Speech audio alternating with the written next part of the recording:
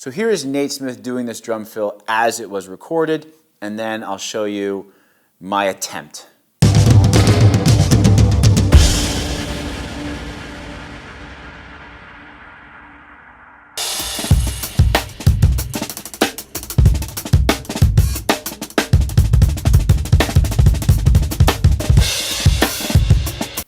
Now I hope you like my plants. I feel like this was a good scene for today. We're getting snow today, everybody. So I'm in the Boston area. We're getting snow tonight. So tomorrow will be fun. Here we go. Welcome to day 6, everybody.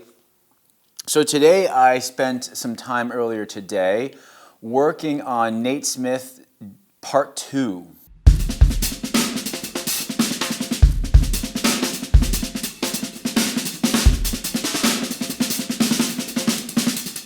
So for today's lesson, I've got the transcriptions from his album Pocket Change, as I mentioned in the last video I did about Nate Smith. And there's this song called Spress Theyself, which is, it's just drums. If you don't know this album, definitely check it out. It's only drums. And it's kind of like, it reminds me of that Birdman soundtrack from Antonio Sanchez. But it's the same concept, drums telling a story, which I'm always on board for. So I'm going to throw this up on the screen right now. So what you're seeing is the chart for Spress Theyself. And on the third page, on the very bottom, this would be measure 44. At the very end of measure 44, he starts this really cool fill. When I was listening to this song the first time, I heard him do this, and I said, that's what I want to learn how to do. When I listened to it, I said, ooh, this is going to be tricky to figure out because I couldn't really hear where the singles and doubles were. Probably because I didn't listen to it enough times, but the fact that there's a transcription really helps me because I can actually see it. Now, I'm a pretty good reader. That being said, this is challenging to read. It's challenging to play. So the first thing you're going to see me do at the drum set is I'm actually going to sit down, and I've never practiced this before. You're just going to see me try it. And it takes me a while to get, and I still don't have it after my practice today. I maybe worked on this for 30 minutes or so.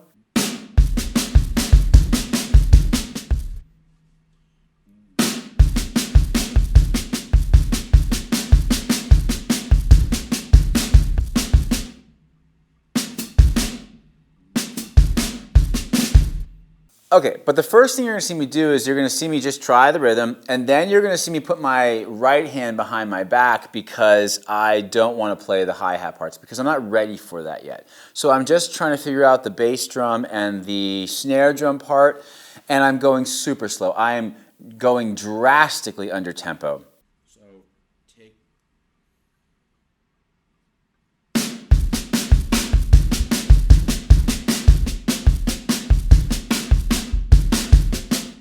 The next thing I'm trying to figure out is where the hi-hats line up with the bass drums. Now the hi-hats usually play with the bass drum, but there's a section in the second beat of measure 45 where he changes things up. So I got stuck on this.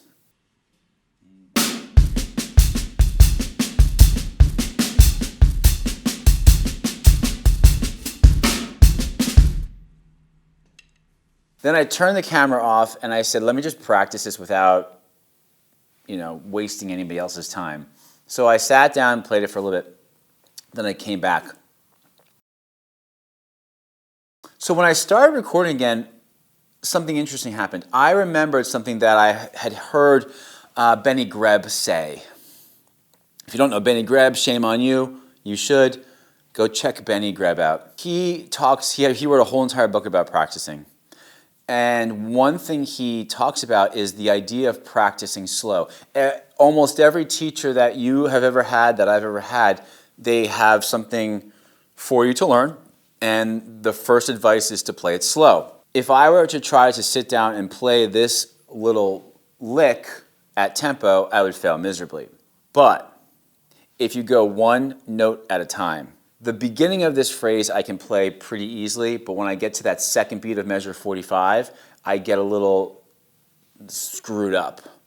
So then what I said is, okay, I slowed it down, and I'm still screwing it up. I'm still not there. I'm not hearing the phrase, and that's the point that Benny makes. If you practice something that was intended to be faster, slow, then you're not really hearing the intention of that phrase.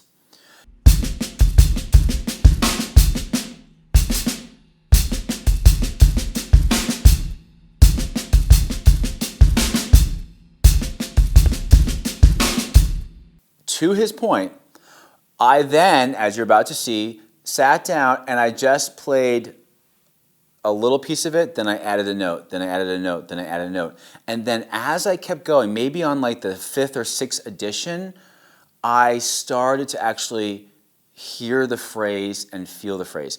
That's the place that I want to get to. I think if I were to practice this for maybe one day, maybe 2 more days, I probably will be able to play it pretty close.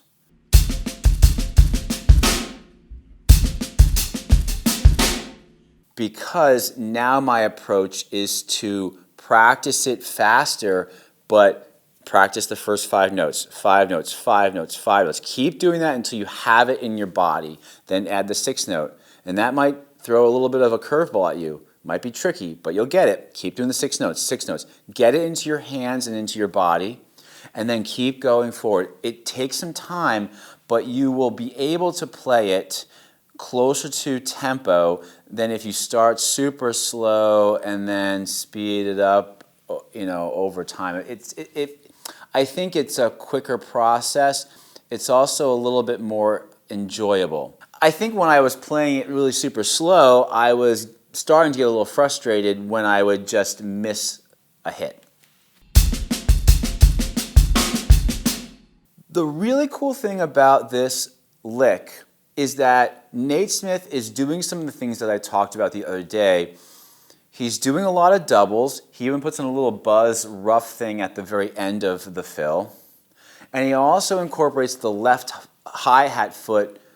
Instead of hitting it, you step on the pedal. He does it at the very end. And that's a very Steve Gadd thing to do. It's kind of like the groove to the Paul Simon song 50 Ways to Leave Your Lover, which you may know Steve Gadd was the drummer for. And his rhythm incorporates a lot of hitting the hi-hat and stepping on the hi-hat, and it creates a different texture that's quite nice. And Nate Smith does this a lot. So he's incorporating some of the skills that I was looking for. I have not learned all of Spress Thyself. I haven't even looked at the rest of the song yet. I just took this little piece because I was excited about it, honestly, and I just wanted to get it started. The other really cool thing that Nate Smith did in this song was that he doesn't always match up the hi-hat with the bass drum. That's why I kept getting tripped up in the second beat of measure 45, is because he changes the pattern where he actually plays the hi-hat with a snare drum, and then he does a bass and a snare drum with the hi-hat a second later. So he changes the pattern.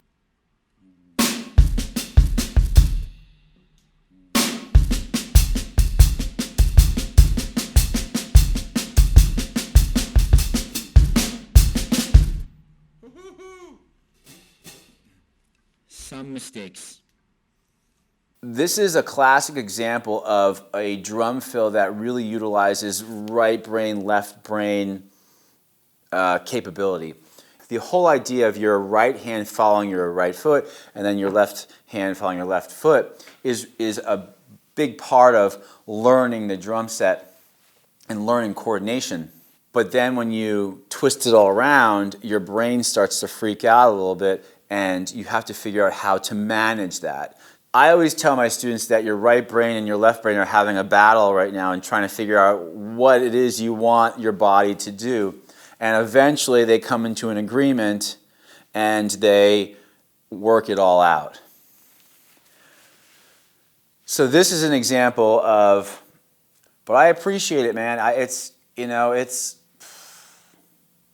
really good to do these things. It's great for the mind to actually look at this and try to piece it together.